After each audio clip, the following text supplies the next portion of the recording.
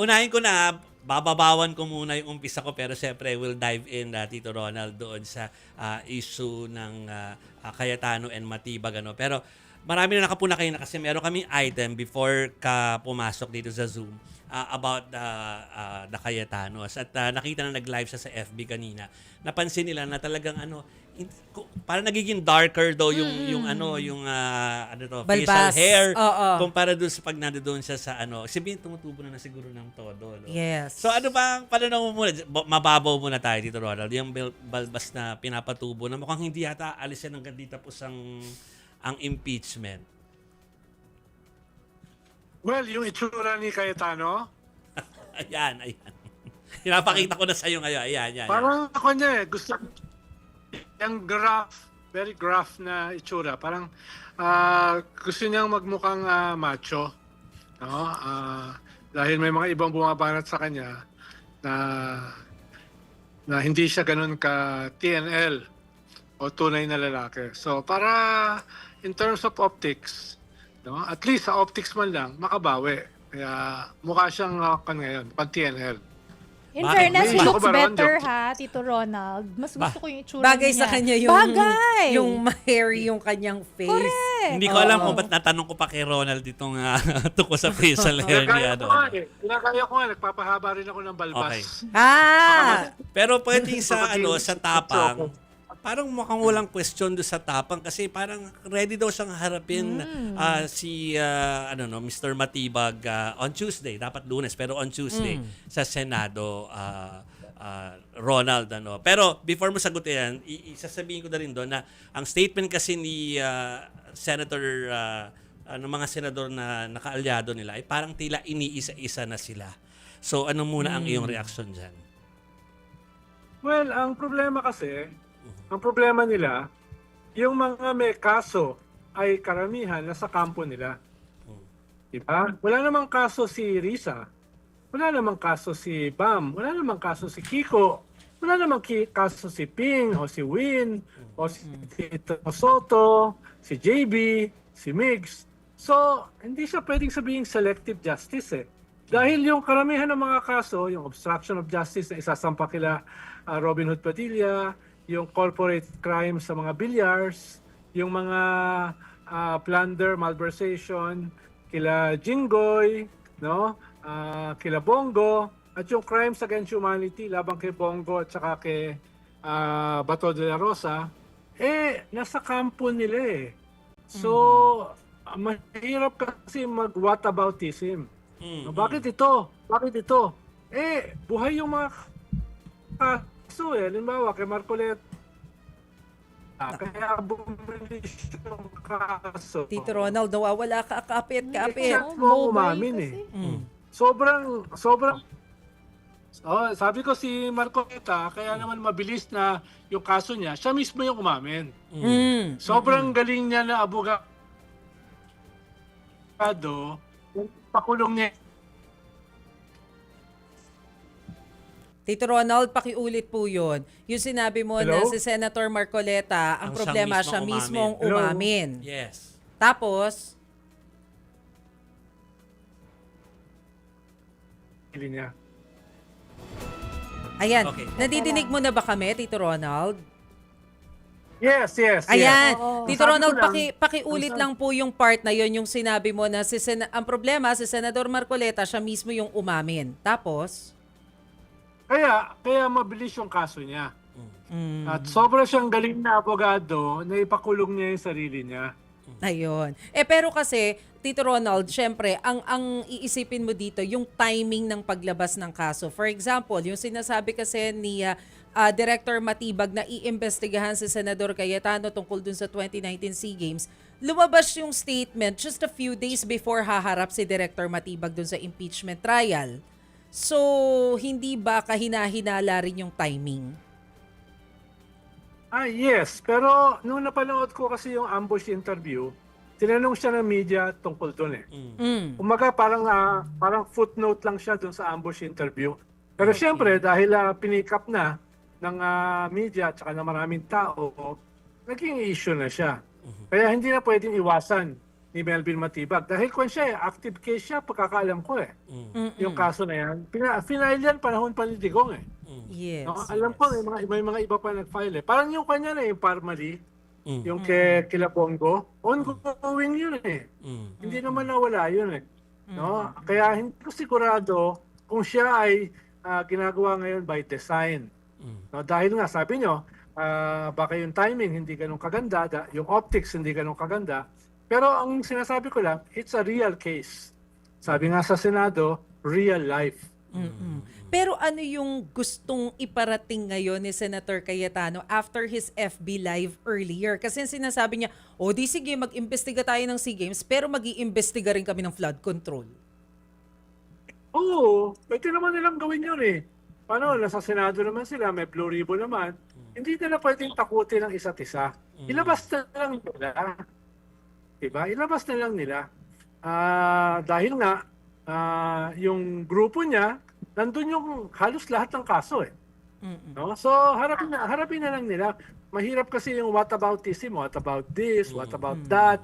No? Totoo naman yun. Dapat ituloy yung kaso sa mga iba. Halimbawa, yung mga contractors na 14 na wala pang kaso. Halimbawa, yung mga congressmen na 60 plus daw na involved dito. So, kailangan naman talagang habulin yon.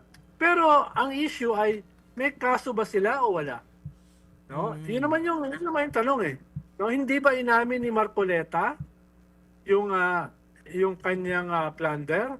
Hindi ba inamin ni Robin Hood Padilla na inescortan niya si Bato para makatakas? So yun ang habulin nila. Actually, hindi pa nga lumalabas yung mga flood control projects ni Alan Peter No? Medyo nahuli nga yun No, alam ko, sinisimulan ng investigahan yun. Ngayon ko lang nalaman, marami palang flood control project sa Taguig. No? So, tingin ko ay kailangan nilang harapin dahil may basihan. No? Yung iba naman ay kulang pa sa smoking gun Halimbawa, yung ibang senador na nakasuhan, talagang binanggit ng mga witnesses sa DPWH, nag-deliver sila ng daan-daang milyon sa bahay o mismo dun sa senador. Ibig sabihin, may smoking gun. Diba? Kaya tingin ko baka yan ang gagawin ni Bonoan Siya yung magiging smoking gun dun sa mga ibang mga politiko na hindi ganun kabilis yung pagsampa ng kaso dahil nga walang smoking gun. Baka yung paggawa kay Bonoan as a state witness, kahit siya isang cabinet secretary, ay siya yung magkakanta ng marami. Siya yung magpo-provide ng smoking gun. Dahil yung problema sa iba, walang smoking gun Unlike halimbawa sa mga senador, na nilinaw ng mga witnesses na nagdala sila ng daang-daang milyong pera. Okay. So, Ronald, we have to pause for a short break. Si Chiki may tanong tungkol kay Senator Robin Hood Padilla. Pero kailangan natin mag-pause for a short break. Ang napuna ko lang ngayon, Ronald, mamaya mo na sabihin ko, agree ka dito, ay yung fact na, gano'n naman talaga, bawat administrasyon, kung kailangan nilang halukayin ng mga kaso na existing, sabi nga ni Ronald, or live na kaso, halukayin dahil nga, ito'y kailangan nila para magpatuloy sa kanilang gawain, di ba? So, hindi ko lang kung ba't parang naive ba yung mga nakaupo ngayon para isipin nila Ronald na parang kakasuhan ako. Talaga namang may existing na kaso na yung iba na invento pa last time, di ba? Sa mga ibang administrasyon. Halimbawa, yung panahon namin, yung kay Napoles, kinasuhan at kinulong namin 3 senador. Dating Senate President Enrile, Jinggoy, G. Reyes, si Gloria Macapagal Arroyo, si Napoles, si Bong Revilla. Pero wala nagsabi na selective justice. Dahil may testimony No, kinanta sila ni Luy No? At merong record ng mga tinanggap nilang pera. Ibig sabihin, hindi nila pwedeng sabihin yung what aboutism. Bakit ito? Bakit yan? Doon may malinaw na pruweba Napalaya lang sila nung panahon ni Digong na pardon. Something. Okay. Ang aking panindigan ay laban sa dahas at armadong pakikibaka. Ang aking tinutukoy ay ang diwa ng pagkakapatiran, malasakit sa kapwa at panlipunang katarungan na matagal nang isinasabuhay sa mga sinaunang pamayanang Kristiyano at Muslim. So kumbaga ang tinutukoy ni Senator Robin, kung tama yung pagkaunawa ko, ay yung classless society. Yes, yes. 'Di ba? Oh, Pwedeng communism. magkasama, o 'di ba? Yun daw 'yon. So iba sa kanya yung paggamit ng violence na Oo. nire-red tag nung iba niyang mga kaibigan. 'Di ba? Marami rin kasi siya mga Bumabaraw. kaibigan na ng red tag, at yun yung inaaray ng actress po na si Angel Oo, Locsin. eh. Alam din naman natin yung kanyang background, hindi ba? Oh. So kasi bakit daw nung siya ang nire-red tag, hindi man lang siya naipagtanggol? Hindi Dati na pinaglaban. sila Oo. magkasama sa show. Ay, oo. Oo. So hindi rin naman maikakaila yung mga contribution niya, hindi lang sa showbiz, kundi sa society as a whole. Correct, correct, Hindi correct. ba? Oh. Yeah. So, So, Tito Ronald, nandyan ka na ba? Ayan Ayan na si Ah. Tito Ronald, nakauwi na. sa wakas. Mas maayos na yung Grabe. signal. Oh, Tito Ronald. Ano ang... Yes, go ahead. Grabe ang traffic. Oo nga. Naipit Kaya sa hindi traffic. nakaabot si Tito Ronald sa show nila kaninang alas 5. Hindi ako lang habol sa StoryCon sa kapal ng traffic. Tapos pauwi, traffic din. Buti Pero- na lang. Balita ko, re-regaluhan ka ni Christian ng tripod at saka microphone. Parang gusto rin kitang regaluhan. Soon. Ano na rin? Tatapatan ko. Ring lights din. Tatapatan ko. Oo. Pero may tanong Oh, si Chiki. May Tito tanong si- Ronald, narinig mo yung issue about Senator Robin Hood Padilla Yes. ni Angel Locsin? Oh, ano ang Yes. ano ang dapat nating take away sa issue na yan? Una, kahit nagpapahinga na, retired na si Angel Locsin, hindi niya naiwasan na mag-comment. Yes, yes. Robin Hood. Ako Alas naman, 3 ng umaga. Oh, ako naman, nung pinapanood ko si Robin, munti ko nang hindi kayanin eh. Oh. Nagsimula siya sa Romanov, tapos nag-end siya sa komunista siya. Alam niyo, hindi ko, nahirapan ako i-connect, no? Mula sa tatay ni Bongbong, mula doon sa, lagi kong binabanggit, nagsimula yung Romanov kay Baste eh. Doon sa rally sa Davao, noong January 2024. Nagulat ako na meron palang Romanov Project. Laban sa mga Duterte. Sa kanila nagsimula yun eh. Kuha nila yun eh. Threat sa mga Marcoses. Sabi ni Alan Peter, warning lang daw. Meron daw difference ang warning at saka ang threat. No? Katulad ng sinabi rin ni Alan Peter na yung threat ay threat lang talaga kung na-consummate yung threat. Eh kung na-consummate yung threat, hindi na siya threat. Hindi na threat, oo. Kasi ibig sabihin nangyari na yung threat. Oo. Kaya natatawa ako doon sa mga arguments nung defense lawyer, senator, judges, no? Doon. Lalo na kay Pia, no? Kinumpara pa yung grave threats doon sa away ng mga labandera over sa sampayan, no? Ng mga boksingero. Pero yung pinakamagaling si Robin Hood, talagang mapapaisip ka. Lalalim talaga ang isip mo, no? Kung hindi ka talaga confused sa panahon na ito, you're not thinking clearly. No? Yun ang lolo ko. So, Tito Ronald, sa tingin mo, kasi sa tingin mo talagang confusing sila at sabi mo pa nga, nakakatawa itong mga pinagsasabi nila. Eh, ba't nila pinagsasabi itong mga to, Tito Ronald? Ba't ganito yung asta nila? Bakit ganito yung mga salita nila? Ang tawag dyan ni Heraclitus ay 2,000 years ago. Sabi niya ay, character is destiny. Mukhang yun yung kanilang character eh. Dati pa naman ganyan si Alan Peter, no? Nag-enjoy siyang pakinggan yung kanyang sarili. Hindi ganun karami yung ganun eh. Yeah. Tapos, ang problema na wala si Marcoleta, wala siyang katag team. So, ang tag team niya ngayon, si Pia, na dati naman hindi ganyan. No? Yeah. So, nag-level up sila. Pero, ang problema, dapat man lang magpanggap ka na neutral or objective as senator judges. Mukhang silang tatlo, walang pagpapanggap eh. Talagang pinapakita nila na sila ay nasa defense. No? Wala man lang kahit hint ng objectivity eh. No? Kita mo naman yung comparison nila dun sa mga nasa majority. Minsan nga yung sinasabi ng majority, halimbawa si Risa Ontiveros, nagginagamit pa ng defense. Dahil very objective yung kanyang mga statement. Eh dito talagang subjectivity to the highest order eh.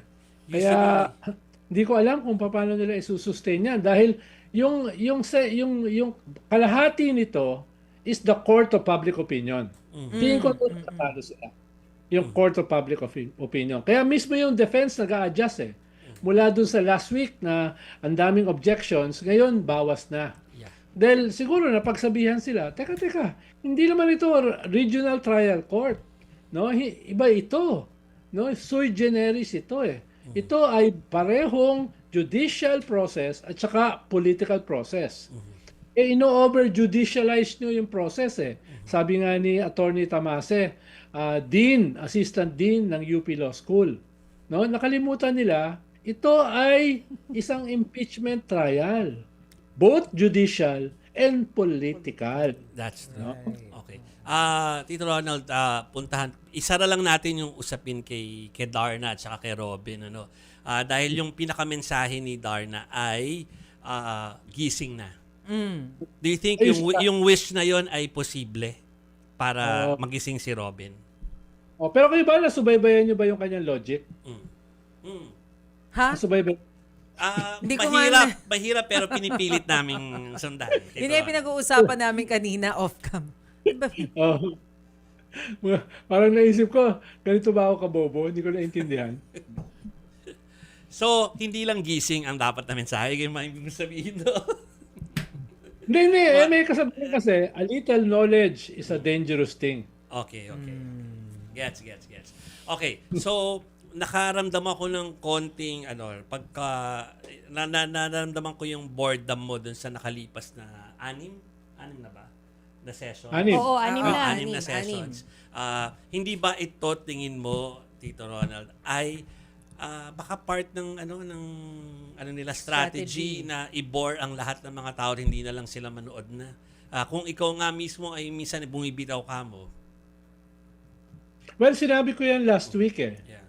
Sa The Big Story na pinaliwanag ko bakit natatalo yung defense, pero pinaliwanag ko rin na pwede rin ito ay strategy. Dahil nga sa Court of Public Opinion, pag lumabas yung mga ebidensya labang kay Sara, kahit masurvive niya yung impeachment, magiging damage good siya. Halimbawa, yung pagbobotohan sa Lunes, yung pagbubukas ng kanyang mga bank accounts at pagkumpara nito doon sa kanyang salin. Game changer yon, no? Kaya kung hindi mo madepensahan yung sarili mo, halimbawa sa grave threats, i-bore mo to death yung mga nanonood para yung damage mas mabawasan. Dahil nga sinasabi ko nga, yung evidence ay importante, pero hindi yan ang pinaka-importante sa mga senator judges. Okay. Ang pinaka-importante sa kanila ay yung impact ng public opinion sa kanila bilang senador. Lalo na marami sa kanila re-electionist sa 2028. So yun yung kanilang magiging dominant political calculation. How the evidence will impact public opinion and how public opinion will impact the senators. No? Kaya malaking bahagi nito is political. No? Kaya yun yung hindi ko masyadong maintindihan dito sa mga senador na yung ang dami nilang manifestation. Daming manifestation. Okay ka na, kota ka na Kota ka na, bakit mo bang papahabain pa? Unless it is a strategy to bore the people to death. Yeah. At kung bored na yung mga tao, change channel na yon. Yes. 6 na oras ako, nag-i-splurge ako sa miniseries kung maganda. No? Kami din. Ako maganda. Tatapusin ko talaga. Hindi ko papayagang lumampas yung episode. Talagang tatapusin ko. Totoo. Diba, yung The Lioness, tinapos ko yun. Ayos. Isang upuan. Isang upuan. Nakapag-binge watch. Diplomat, isang upuan yun. No? Kahit walang tulugan. Correct. No? Di ba, Pero, pag-pick up naman sa Tuesday daw, mala fireworks naman, Tito Tama. Ronald. Baka sa Tuesday. Oo. dahil sayang naman tong Netflix Senetflix.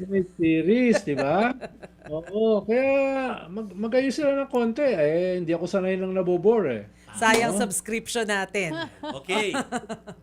Tito Ronald, thank you ha. Alam namin madalian yung guesting mo sa amin pero thank you very Thank you, much. Tito Ronald. We'll see you Salamat, here Tito sa Ronald. studio May very time, soon. ang tagal ko na nga hindi na-iimbita rito Hindi, no? Lagi ka namin iimbita. Dahil gusto ka namin. Thank you.